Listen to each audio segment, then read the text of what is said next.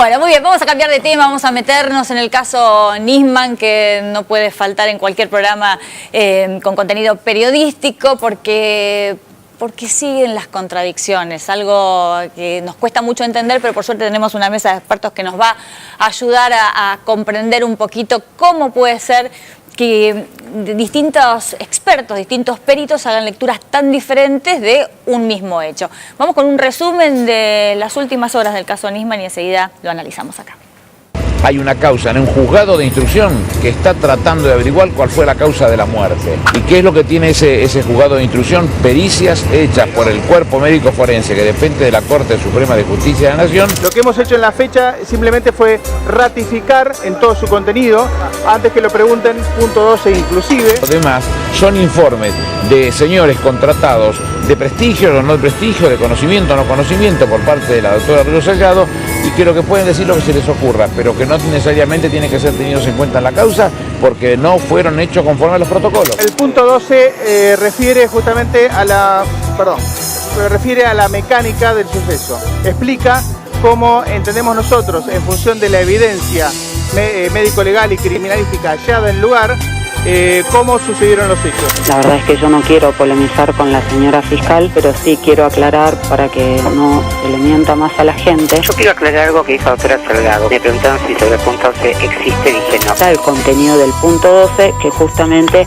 habla de la mecánica, de cómo, de acuerdo a la evidencia física encontrada en la escena del hecho, en el lugar del hecho y en el cuerpo de Nisman, habría sido la mecánica del disparo. Ella misma pidió expresamente en la Fiscalía la no exposición a los medios del informe y del contenido del informe. ¿Ustedes sostienen que a Nisman le dispararon estando arrodillado en el baño?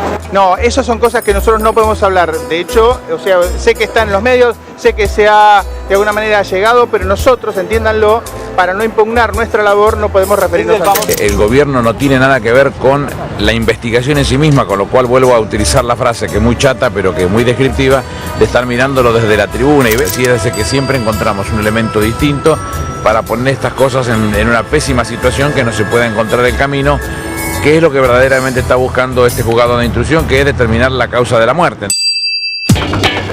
Bueno, más allá de la tragedia, ¿no? Es un caso realmente apasionante desde el punto de vista investigativo, periodístico. Imagino que ustedes desde sus profesiones coincidirán conmigo. Estoy hablándoles a José Luis Ferrari, abogado penalista, a Carmelo Napoli, perito forense, y a Alejandro Farsi, perito forense también. Muchísimas gracias por acompañarnos para analizar y tratar de echar un poco de luz a tanta información contradictoria que va surgiendo minuto a minuto, ¿no? Sobre este caso. Hay algo que nosotros tenemos que tener en cuenta cuando se hace una investigación de una muerte, y de una muerte que tiene más trascendencia que una muerte habitual. Es decir, la muerte en sí mismo siempre es una tragedia, independientemente de quién sufre, la familia alrededor del muerto, una contingencia de este tipo. Pero acá, cuando hay una muerte trascendente, la investigación tiene que hacerse de acuerdo a la jerarquía de lo que nosotros pretendemos que el sistema dé respuestas a todos estos interrogantes. La dinámica explica metodológicamente cómo se pudo haber producido un hecho determinado, en este caso la muerte. Fíjense ustedes que han aparecido situaciones que nosotros estamos tratando de entender desde el punto de vista criminalístico, desde la medicina legal, de la medicina forense, si realmente esa pudo haber sido la manera de cómo el fiscal terminó muerto. Y cuando los expertos salen a la luz a decir si realmente eso es lo que está en el expediente y si realmente eso pudo haber sido lo que ellos pudieron comprobar, judicialmente están en una posición de no ventilar lo que está dicho por temor a que se lo impugnen. Entonces nos queda la duda, ¿es eso lo que verdaderamente presentaron? ¿Todo lo que presentaron es lo que se dijo? ¿O se están de alguna manera ventilando cosas que inclinen la balanza hacia uno o hacia otro lado? Claro, acá debe haber cuestiones que pertenecen al expediente y quedarán ahí, ¿no? Pero este es un caso en el que se ha ventilado mucha información, porque incluso vemos, no sé, a la querella dar una conferencia de prensa con un listado de los puntos, punto por punto. Totalmente. Son 93 fojas a las cuales se explicaron por qué se pudo suceder lo que sucedió. Lo que ocurre es que hay también una pericia oficial de la Corte que no es tan coincidente coincidente con esto. Entonces acá lo que han logrado los expertos de la querella es sembrar dudas y sospechas acerca de cómo fue la investigación original. Eso amerita, cuanto menos y de manera urgente, otra línea de investigación para que se hagan los hechos. Y acá parecería, de acuerdo a cómo se van sucediendo las situaciones, que la que marca la forma de cómo se guía esta investigación es la querella, porque impide un peritaje técnico acerca de las computadoras. Sí. Determina a través de la jueza que tiene que haber un allanamiento en la casa del, yo diría hoy por hoy, no el principal sospechoso. Bueno, pero a ver, acá en este punto, Carmelo, acá en este punto me gustaría preguntarle al abogado que tenemos en la mesa, si este es un derecho de la querella, ¿no? Porque de alguna manera está preservando... Y menos mal que tenemos una de las partes que no es vacilante, para no decir algo que es feo, que no duda. La fiscalía se nota que duda. Y los fiscales siempre, viste, compran lo primero que ven.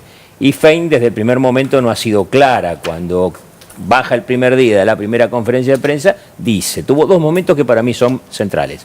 Uno es cuando dice, no detectamos la presencia de terceras personas, esto es mentira, estaba Lago Marcino en el departamento, y el segundo momento, para mí fatídico, cuando dice, lamentablemente la prueba de los nitritos dio negativo, lamentablemente, esto es mentira porque en el departamento estaba Lago Marcino, según la hipótesis de la querella. La querella desarrolló una idea, formula una acusación y va derecho a ese camino, no como la fiscal que dice, yo no estoy cerrada a ninguna posibilidad. Cuando no se cierra ¿no es lógico eso, que la fiscal esté neutro analizando todas las pruebas que van llegando? Pero ¿sabés qué pasa? Hace 2 meses que al hombre... pero a mí me pasa al revés, yo creo que tiene una tendencia hace 2 meses que el hombre se mató o lo mataron, con cualquiera de las dos hipótesis. Sí. Hay una muerte violenta, pero claramente el protocolo de autopsia nos indica la mecánica del hecho, que es el famoso punto 12 que la querella no dejó trascender, a los efectos de que tuviera mayor efectividad.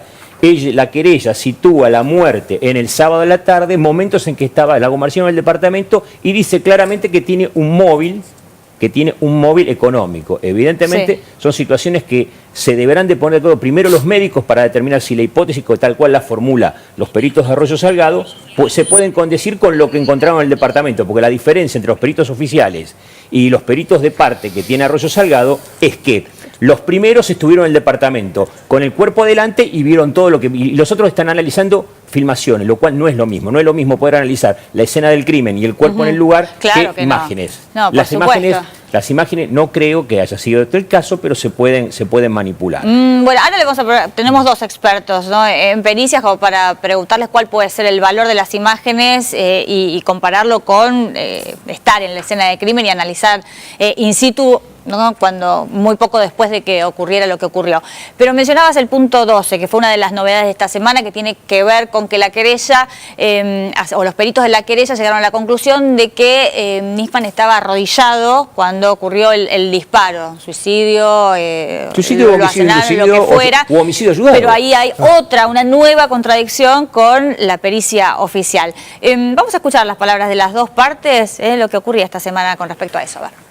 Doctora, le quiero preguntar para que la gente entienda. Fue, insisto, muy contundente la doctora Arroyo Salgado en el teatro junto con sus peritos al establecer que a Nisman lo mataron y decir que usted tiene en su fiscalía el punto 12 donde se desarrollaría No, yo no tengo ningún punto 12, nada más. Eso es lo único que puedo decir. No sé a qué se refieren con el punto 12. Con la mecánica... No. En la que se habría realizado... Primero le digo, no sé a qué mecánica se refieren. ¿Cómo lo mataron? No, punto 12 de cómo lo mataron no hay nada. Punto 12 no existe. No hay nada.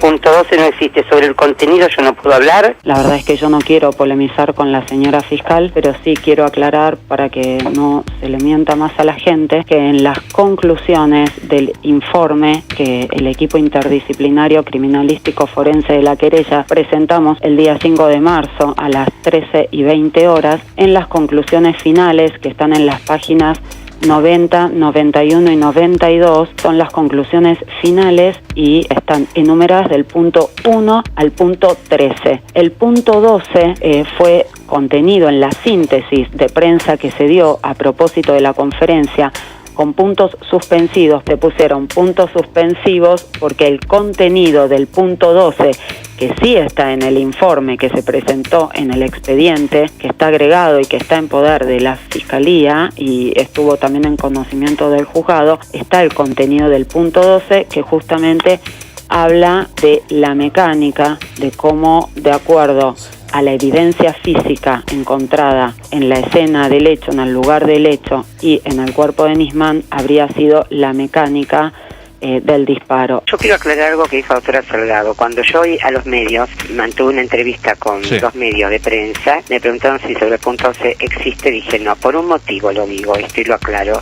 Hay 13 puntos en el informe, pero como dejaron los puntos suspensivos y no explicó la parte querellante a través de su exposición, tampoco lo manifestó al hacer la síntesis cuando fue a los medios de difusión, no se manifestó en torno a esto, porque ella misma pidió expresamente en la Fiscalía la no exposición a los medios del informe y del contenido del informe y la no divulgación, no extracción de fotocopias para que quienes no fuesen partes.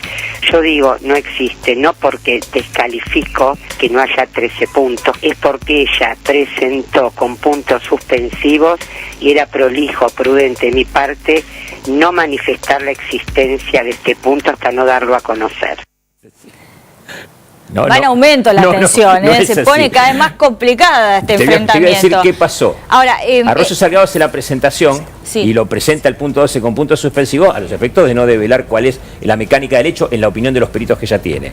Te voy a decir qué pasó, ya lo había presentado a la Fiscalía. La Fiscalía todavía no había leído el informe, no había visto el punto 12, se guiaron por lo que vieron en televisión. Y en televisión lo vieron con puntos suspensivos. Eso pasa por no leer.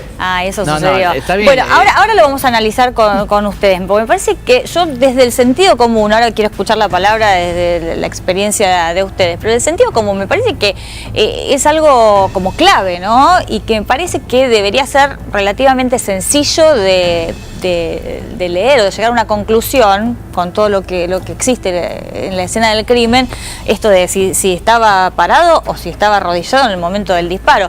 Vamos a ver a través de unos gráficos las dos posiciones, la de la pericia oficial y la de la querella, a ver cómo habría estado Nisman en el momento de su muerte. A ver.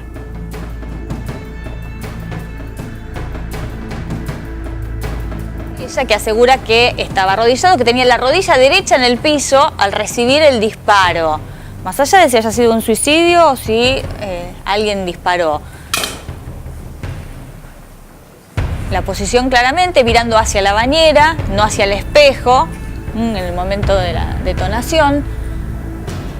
Y esta conclusión se llega por las manchas de sangre, cómo habría salido la sangre, ¿no? Manchando los objetos del baño. Ahí están las manchas de sangre en el lavabo y la falta de golpes en el cuerpo son claves para la querella. Claro, porque si hubiera estado parado, digamos, cae con más peso y quedan otros hematomas, otras improntas. Exactamente. Insistimos, es el informe de la querella, que indica que Nisman habría estado arrodillado con una rodilla en el piso, la otra semiflexionada, mirando a la bañera. La mano derecha sin manchas de sangre. Esto es lo que halló la querella, los expertos, los peritos que contrató Arroyo Salgado para hacer la investigación. Todos puntos claves que no coinciden, que se contradicen absolutamente con lo que dicen los peritos oficiales. Bueno, es así esto de que es relativamente fácil, calculo, de saber si está parado o arrodillado o no. No, a ver, a diferencia de lo que decía el doctor Ferrari recién, la querella tuvo la oportunidad de analizar las filmaciones y las fotos con mucho más tiempo y con mucho más detenimiento que los peritos oficiales. Esto es clarito. Después han analizado también lo primero que hicieron cuando pudieron abrir la puerta, que filmaron y sacaron fotos de todo, cómo estaba el cuerpo al momento en que ellos ingresan al baño o al lugar donde estaba exactamente el fiscal Nisman. Pero ellos no estuvieron en la escena del crimen. Claro, hicieron un barrido integral como para saber en qué condiciones estaba cuando ingresaron. Claro. Una escena del crimen cuestionada por la propia fiscalía. Atención con esto, ¿qué dice? Yo garantizo En cuanto a su preservación. a partir de que yo llegué. Claro. Esto te está diciendo, ¿saben qué? Yo no sé qué pasó antes. Que fue varias horas después de que, claro. La historia oficial nos cuenta que a partir de las 22 horas 15 minutos supieron qué pasó con el fiscal. Yo creo que es mucho más antes que Claro. saben qué pasó con el fiscal. Inclusive, si nosotros hacemos caso a la data de la muerte de los expertos de la querella, fue mucho tiempo antes en que se pudo haber actuado Ahí de está. una manera diferente a lo que encontraron. Pero volviendo a las discrepancias, que son muy notables, acá cuando fueron al departamento los peritos de la querella, utilizaron sustancias que para poner en relieve que no han tenido los expertos que fueron al lugar del hecho primariamente. Entonces, por ejemplo, han encontrado manchas o huellas, hemáticas o huellas que no encontraron quienes fueron a relevar el lugar del hecho. Digamos que la oficialmente justicia es hablando. pobre y los peritos de parte tienen plata. Así de fácil. ¿es No, cierto? no, de Así cualquier manera. Cuentan con recursos y medios que no tienen. Los particulares cuentan con recursos y medios que la justicia o los peritos que relevaron el lugar no tienen. Pero de cualquier manera, está bien que eso pudo haber sido así. El luminol tampoco es una sustancia que fuera muy cara. Uno tendría que analizar, por ejemplo, qué es lo que había dicho el presidente de la Corte en el inicio del año judicial, y dijo que, por favor, denme presupuesto. Entonces eso estamos diciendo, le está diciendo, ustedes me exigen mucho más a nosotros de lo que nosotros podemos dar. Mira, independientemente de los le dieron profesionales. presupuesto a Nisman y Alejandro, mira lo que no hacen. lo hemos escuchado, Independientemente de los Alejandro. Me gustaría también conocer si te llama la atención estas contradicciones o te parece que es algo común y que suele suceder. A ver, una pericia forense se compone de 3 partes. La autopsia psicológica, la escena del crimen y la autopsia física del cuerpo. La autopsia psicológica, lo único que se puede inferir es muy poco, pero no tiene el perfil de un suicida. Sí. La escena del crimen, yo comparto la opinión del doctor Ferrari, para mí está contaminada, porque si la fiscal dijo que 3 horas antes esto estaba, alguien pudo haber empujado el cuerpo, alguien pudo... Y más la gente que estaba ahí, que gente, digamos, que no tiene capacidad Sí, de hecho en las para últimas evaluar horas la escena del crimen, encontraron- ya sea custodio, prefectura, etcétera, etcétera. ¿no? Sí, se encontraron esta Ahora, información la también en las pregunta últimas es, horas, una que mancha persona- de dedos, perdón, con sangre, como si el cuerpo hubiera sido movido. Esto también es otro tema que se agrega, ¿no?, a las contradicciones. Ahora, lo que yo me pregunto es, ¿una persona para suicidarse se pone de rodillas? Y eso llama la atención. Llama la Digo, atención. insisto, otra vez desde el sentido común. Es muy pero difícil. es muy difícil. Bueno, va a haber que seguir escuchando, analizando, Bueno, y la autopsia guarda, física sumando están las resultados de discrepancias pericias. que surgen de los distintos peritos. La fiscal nos alertó que va a requerir y está buscando los servicios de un especialista en dinámica forense, que según su conocimiento y su entender, en la Argentina no hay. Con lo cual está hablando de tener un perito Del exterior. del exterior. Realmente, si para averiguar unas causales de muerte tienen tantos líos, realmente en realidad esto pasa más frecuentemente de lo que nosotros nos imaginamos en Sí. los que ejercemos el derecho penal. Pero lo que sí ciertamente creo que estamos, se aleja el tiempo, y a medida que se aleja el tiempo, diluye la posibilidad Sí, se va la verdad, se va la verdad. de Con saber el tiempo qué se va la verdad. pasó, porque acá claramente hay un sector que dice, ¿saben qué? A Nisman lo mató el gobierno. Y yo digo, no, hay que ser estúpido para pensar eso, porque es imposible. No le sirve un Nisman muerto. Sí, bueno, pero a la vez estamos discutiendo si Nisman era el protagonista del secreto de la montaña, o bien qué pasó ayer con su vida alocada a la noche en los boliches de Buenos Aires. Sí, bueno, Y no entonces, a medida sabemos que ni discutimos siquiera si eso, lo mataron o no se mató. a medida que discutimos eso y revelamos eso, por eso la querella se opone a que se conozca el contenido de la computadora y de su teléfono celular, a los efectos de que trasciendan a la opinión pública este tipo de situaciones de la vida privada, ¿no? Claro, cuestiones Pero de de cualquier privacidad. manera las cuestiones privadas son privadas y no tienen por qué influir en las decisiones judiciales. Lo que acá sí hay que tener en cuenta es que hay intereses políticos, judiciales y personales que están influyendo para que no se conozca la verdad. Sí, por supuesto, no es un caso más el del fiscal Nisman, ¿no? Bueno, muchísimas gracias.